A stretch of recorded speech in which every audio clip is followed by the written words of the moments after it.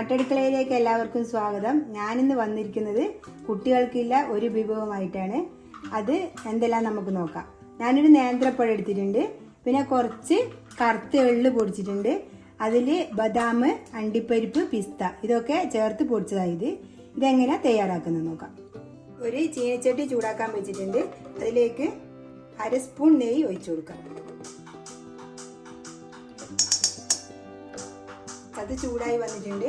അതിലേക്ക് ഈ വറുത്ത് പൊടിച്ചത് തന്നെയാണിത്, ഈ എള്ളും അണ്ടിപ്പരിപ്പും ബദാമും പിസ്തയും. ഇനി ഇത് നമുക്ക് ഇതിലേക്ക് ചേർത്ത് കൊടുക്കാം.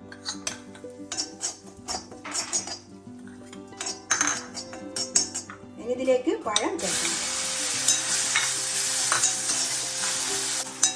ഇത് നല്ലോണം വാടി വന്നിട്ടുണ്ട്.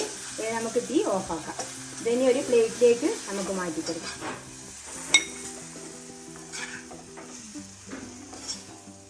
ഇതിൽ ശർക്കര ചേർത്തിട്ട് കൊടുക്കാം. കുട്ടികൾ തിന്നുന്നില്ലെങ്കിൽ നമുക്ക് കുറച്ച് ശർക്കര ചേർത്തിട്ട് കൊടുക്കാം.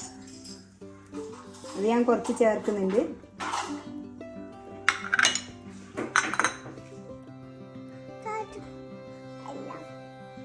ഇത് നല്ല ടേസ്റ്റാണ് കഴിക്കാൻ. എല്ലാ കുട്ടികളും ഇത് കഴിക്കും. ഞാനിതാണ് എൻ്റെ കുഞ്ഞുമോക്ക് തയ്യാറാക്കി കൊടുക്കുന്നത്. എൻ്റെ വീഡിയോ ഇഷ്ടപ്പെട്ടില്ലെങ്കിൽ ലൈക്ക് ചെയ്യുക, ഷെയർ ചെയ്യുക, സബ്സ്ക്രൈബ് ചെയ്യുക.